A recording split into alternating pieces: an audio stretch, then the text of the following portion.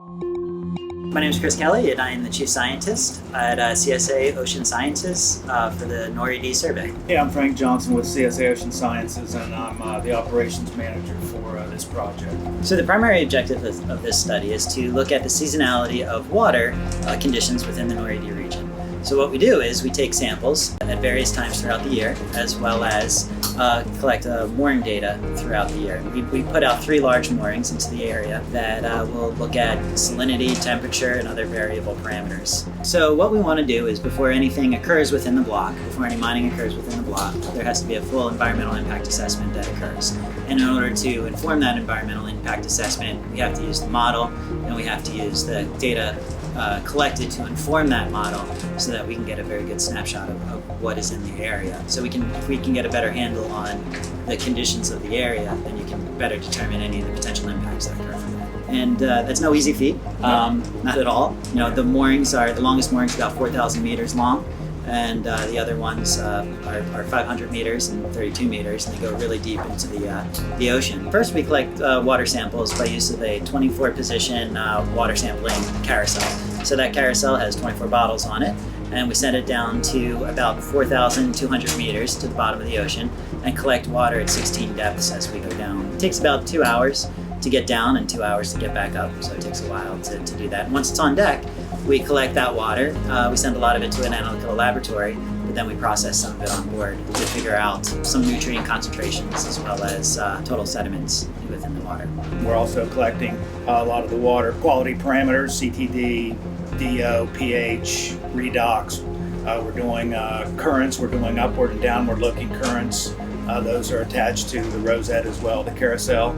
So we're collecting a bunch of different data real time, in addition to the water samples that will get analyzed once they get processed and sent off the vessel. We've got some acoustic sensors on there that'll pick up any noise within the region, any mammals, any vessel traffic. Noise, yeah, vessel noise. On each of the moorings, we actually have sediment traps as well. And so those sediment traps will give us an idea of flux of particles from the surface going to the seafloor. And that'll give us a good idea of baseline flux within the region so that we can characterize that versus any impacts from mining activities. The other data that we collect, that'll actually be placed into a model. And that model will show the subsea currents and the subsea flows and the subsea conditions over time. And so what that'll do is it'll get a really good long-term record of what the conditions are within the region, so that when NORI does start mining activities, that they can have a good idea of what the conditions are there to fulfill their environmental assessment impact. We have to spool the cable onto a mooring winch. We'll start with the very highest moorings, the very highest flotation, and we'll add the sensors to each depth that they need to be collected, and then we'll trail those buoys and the sensors themselves behind the vessel as we add each additional piece on. As we add those on, it gets further and further behind. So at one point, we've actually got about 4,000 meters of cable dragging behind the vessel. When we go past the point that we want to deploy it, we'll actually take the railroad clump, the clump weight that holds everything to the seafloor, and then we'll push it off. As it goes in, it takes everything else with it. It's the last thing to go in, it's the first thing to hit. So it'll hold everything in a nice straight string. And we've calculated and then modeled anything that could happen if we have bad currents, any of that tilting that could go on. So we've taken that into consideration with all the flotation that we've added. We want to make sure that all those sensors are straight up in the water column, at the most in a really bad current, no more than at a 10-degree angle. There's challenges in being 5 days away from any near support.